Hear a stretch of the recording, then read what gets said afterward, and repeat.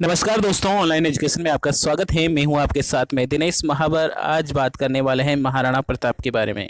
महाराणा प्रताप के बारे में बात करने से पहले आपसे कहना चाहूँगा, जिसने भी अभी तक चैनल को सब्सक्राइब नहीं किया है, सब्सक्राइब करके बेल आइकन प्रेस कीजिएगा ताकि आने वाले वीडियो की नोटिफिकेशन आपको तुरंत मिल जाए। स्टार्ट करते हैं महाराणा प्रताप का इतिहास। महाराणा प्रताप के बारे में देखिए, ये महाराणा प्रताप का चित्र है और महाराणा प्रताप का जो शासनकाल है 1572 से 1597 ईस्वी में है। 1572 में इनका राज्याभिषेक हुआ था, 1597 तक इनकी मृत्यु हो गई थी। महाराणा प्रताप का जन्म कहाँ पर हुआ था, तो हम देख लेते हैं। महाराणा प्रताप का जन्म विक्रम संवत 1597 ज्येष्ठ शुक्ल तृतीया रविवार 9 मई 1540 को कुंभलगढ़ दुर्ग के कटारगढ़ बादल महल में हुआ। आपको यहीं से क्वेश्चन मिलने वाला है, महाराणा प्रताप का जन्म कहाँ हुआ था, तो आपको यही याद रखना है। महाराणा प्रताप का जन्म कुंभलगढ़ दुर्ग के कटारगढ़ के बादल महल में हुआ था। और कब हुआ था? 9 मई 1540 में। आगे बात करते हैं महाराणा प्रताप के पिता कौन थे, तो महाराणा प्रताप उदय सिंह का ज्येष्ठ पुत्र था। उनकी माता का नाम जयवंताबाई था। जो जयवंताबाई कौन थी, तो पाली नरेश अखिराज सोनगरा की पुत्री थी। और महाराणा प्रताप के बचपन कुंभलगढ़ दुर्ग में व्यतीत हुआ। महाराणा प्रताप का विवाह 1557 में अजबदे पंवार के साथ में हुआ और उनसे एक पुत्र पैदा हुआ। 16 मार्च 1559 को अमर सिंह का जन्म हुआ महाराणा प्रताप के पुत्र के रूप में। आगे बात करते हैं महाराणा प्रताप के बारे में, तो महाराणा प्रताप 32 वर्ष की उम्र में थे। उनके पिता उदय सिंह होली के दिन 28 फरवरी 1572 को गोगुंदा में मृत्यु हो गई और उदय सिंह का गोगुंदा में ही दाह संस्कार कर दिया गया। यहाँ स्थित महादेव बावड़ी पर 28 फरवरी 1572 को मेवाड़ के सामंत और प्रजा ने महाराणा प्रताप के रूप में राज्याभिषेक किया और महाराणा प्रताप उदय सिंह द्वारा नामित उत्तराधिकारी जगमाल मेवाड़ के वशिष्ठ सामंतों के अपदस्थ कर दिया गया। मतलब क्या हुआ था, महाराणा प्रताप और जगमाल ये उदय सिंह के दोनों पुत्र थे, अलग अलग रानी से थे। इस कारण से जगमाल की माता ने के प्रभाव में आकर जो उदय सिंह थे उन्होंने जगमाल को राजा घोषित कर दिया था। लेकिन प्रजा ने और उनके मामा अखिराज सोनगरा ने उनके प्रयासों से महाराणा प्रताप को वापस से राजा बना दिया गया। आगे बात करते हैं महाराणा प्रताप के बारे में, तो 1572 ईस्वी में अकबर का नागौर दरबार लगाया गया, जिसमें मेवाड़ के अलावा अधिकतर राजपूतों ने अकबर की अधीनता स्वीकार कर ली। अकबर ने महाराणा प्रताप को अधीनता स्वीकार करवाने के लिए 4 दल भेजे। यहाँ से क्वेश्चन बनने वाला है कि अकबर को अधीनता स्वीकार करवाने के लिए कौन कौन किस किस को कब कब भेजा गया, ये आपको याद रखना है। तो प्रथम सबसे पहले किसको भेजा गया, तो देख लीजिए। सबसे पहले भेजा गया जगमाल को। किसको भेजा गया? जलाल खां। और उनके नवंबर 1572 में ही महाराणा प्रताप के पास में भेजा था उसको। दूसरी बार किसे भेजा गया? जून 1573 को मानसिंह को। तीसरी बार अक्टूबर 1573 को आमेर के भगवान दास को भेजा गया और चौथी बार दिसंबर 1573 को टोडरमल को भेजा गया। तो आपको ट्रिक के माध्यम से याद करवाने वाला हूँ। आपको बस कितना याद रखना है, जमा भट्टो याद रखना है। आपको याद हो जाएगा पूरे चारों शिष्टमंडल आपको याद है। सबसे पहले ज से याद रखना है आपको जलाल खां, माँ से याद रखना है दूसरे नंबर पे मानसिंह, ब से याद रखना है भगवान दास और टो से याद रखना है टोडरमल।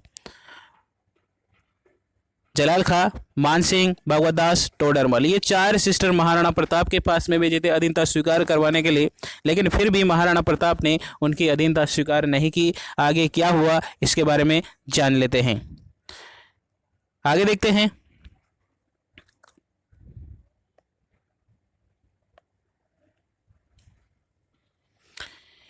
ये चारों शिष्टमंडल महाराणा प्रताप को समझाने के लिए असफल रहे। तो अकबर ने महाराणा प्रताप को युद्ध में बंदी बनाने की योजना बनाई, और बंदी बनाने की योजना कहाँ पर बनाई गई? तो अजमेर में स्थित किले में बनाई गई, और आज यह एक संग्रहालय के रूप में स्थित है। और अंग्रेजों के समय यह शस्त्रागार होने के कारण इसे मैगजीनिस दुर्ग कहा जाता है। मैगजीन दुर्ग क्यों कहा जाता है? क्योंकि अंग्रेजों का एक शस्त्रागार था यहाँ पर। कौन सा किला? अकबर का किला।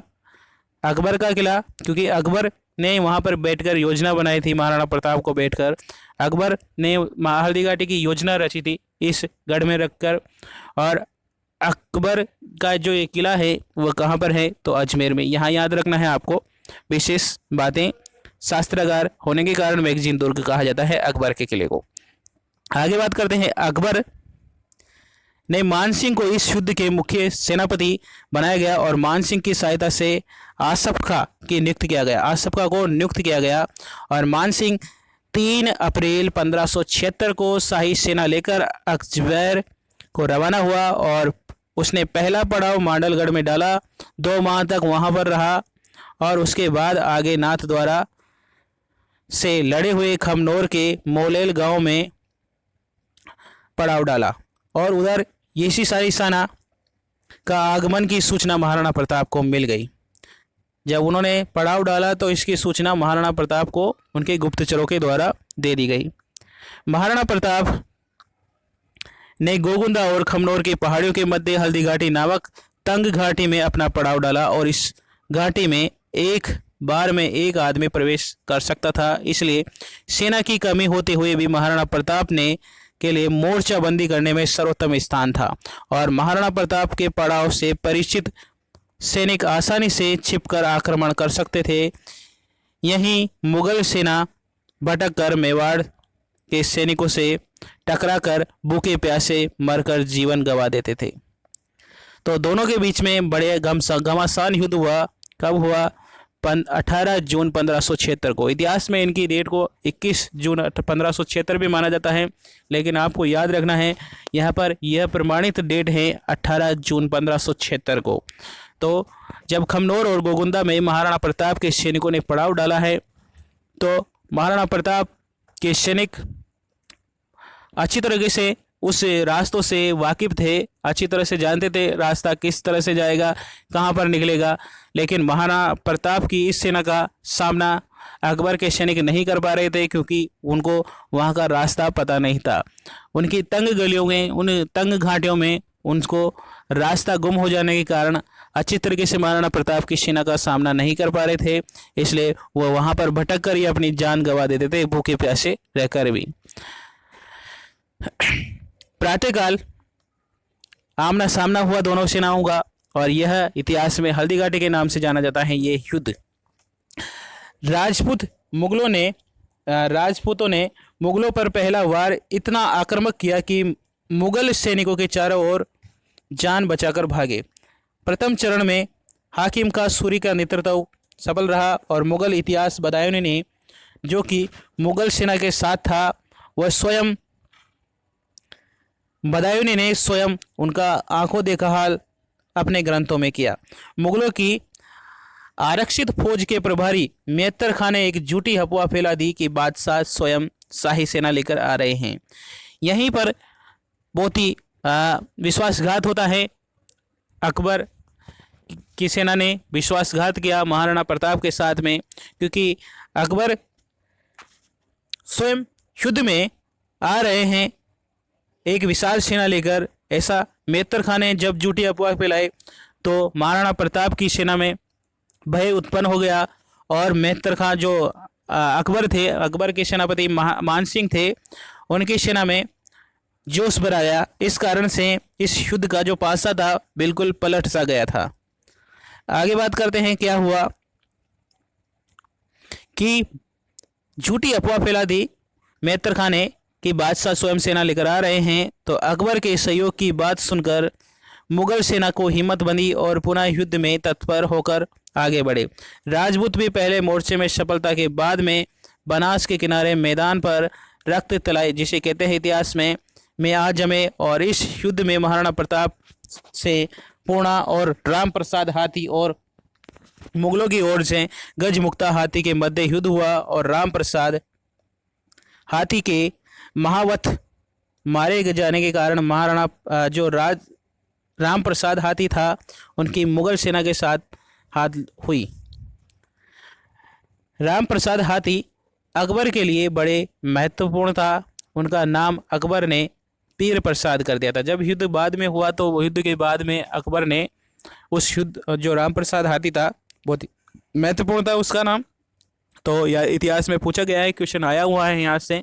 रीट 2018 में क्वेश्चन पूछा गया था कि महाराणा प्रताप के हाथी का क्या नाम था। तो महाराणा प्रताप के हाथी का नाम था राम प्रसाद। अधिकतर बार क्वेश्चन यही पूछा जाता है कि महाराणा प्रताप के घोड़े का क्या नाम था, तो चेतक था। लेकिन यहाँ पर क्वेश्चन इस बार रीट 2018 में पूछा गया कि महाराणा प्रताप के हाथी का नाम क्या था, तो राम प्रसाद याद रखना है। और इसी का नाम अकबर ने जब युद्ध के समाप्ति के बाद उसका नाम पीर प्रसाद कर दिया गया था, ये भी याद रखना है आपको। आगे बात करते हैं महाराणा प्रताप। महाराणा प्रताप की नज़र मुगल सेना के सेनापति मानसिंह पर पड़ी। स्वामी भक्ति घोड़े चेतक ने स्वामी के संकेत समझकर अपने कदम आगे और बढ़ाए। जिधर मुगल सेनापति मानसिंह मर्दाना हाथी लेकर क्या कर रहा था, युद्ध में बैठा हुआ था, मतलब हाथी पर बैठा हुआ था, और चेतक ने अपने पैरों को हाथी के सिर पर टिका दिए और महाराणा प्रताप ने अपने भाले से भरपूर प्रहार करके मानसिंह पर किया, परंतु मानसिंह ओहदे से छिप गया और पीछे बैठा अंगरक्षक मारा गया। ओहदे में छतरी का एक जंबा टूट गया और इस समय हाथी की सूंड में बंधे हुए जहरीले खंजर से चेतक की टांग कट गई। इस प्रकार से चेतक की टांग कटी, ये याद रखना है आपको। आगे बात करते हैं। उसी समय मुगल सेना के शाही सेना ने महाराणा प्रताप के चारों ओर से घेर लिया और बड़ी सादड़ी में झाला मन्ना ने चीरते महाराणा प्रताप के पास पहुंचे और महाराणा प्रताप से निवेदन किया कि आप राज चिन्ह उतार कर मुझे दे दीजिए, आप इस समय युद्ध के मैदान से चले जाइए। इस प्रकार से महाराणा प्रताप वहां से सुरक्षित बाहर निकल गए युद्ध से, वह चोटिल हो गए थे महाराणा प्रताप। आगे बात करते हैं युद्ध के बारे में। तो महाराणा प्रताप झाला मन्ना के कहने पर वहां युद्ध से बाहर आ गए और चेतक के घायल होने की स्थिति देखकर राणा ने वैसा ही किया और राज सिंह के बदलते ही सैकड़ों तलवारें झाला मन्ना के पर टूट पड़ी और झाला मन्ना इस प्रहार से भरपूर सामना करते हुए वीरगति को प्राप्त हो गए। इस प्रकार से झाला मन्ना ने महाराणा प्रताप को वीरगति को प्राप्त होते हुए महाराणा प्रताप की रक्षा की, तो इसे इतिहास में इसलिए जाना जाता है। आगे बात करते हैं महाराणा प्रताप के स्वामी भक्ति घोड़े के बारे में। तो महाराणा प्रताप के स्वामी भक्ति घोड़े चेतक बलीचा गांव में स्थित एक छोटा सा नाला पार करते हुए परलोक सिधार गया और इसी समय यहाँ पर एक बलीचा गांव में चेतक की छतरी बनी हुई है और महाराणा प्रताप जो कभी भी किसी भी परिस्थिति में नहीं रोए, परंतु महाराणा प्रताप की मृत्यु की दशा में आंखों में आंसू निकल पड़े। उसी समय वो नीला घोड़ा सवार शब्द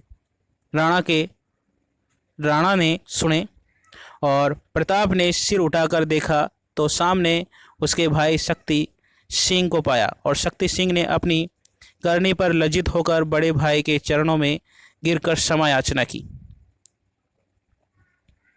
महाराणा प्रताप ने उन्हें गले से लगा लिया और क्षमा कर दिया। इसकी जानकारी हमें इतिहास में अमर महाकाव्य शब्दावली राज प्रशस्ति से मिलती हैं और इस रचना यह रचना है ये संस्कृत भाषा में रणछोड़ भट्ट की हैं।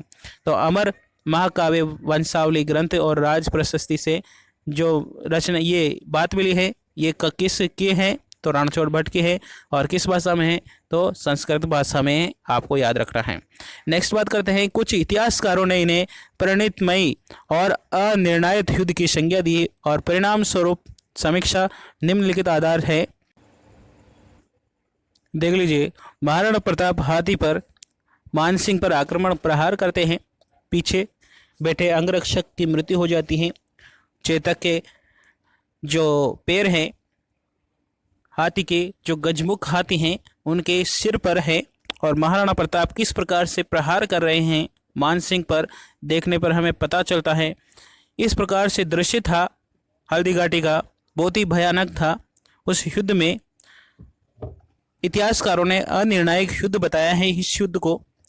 उसके बाद हल्दी घाटी पर के बाद में अकबर ने बहुत ही मतलब आक्रमणकारियों को आक्रमण करने के लिए भेजा गया। और फिर क्या हुआ, बात करते हैं आगे।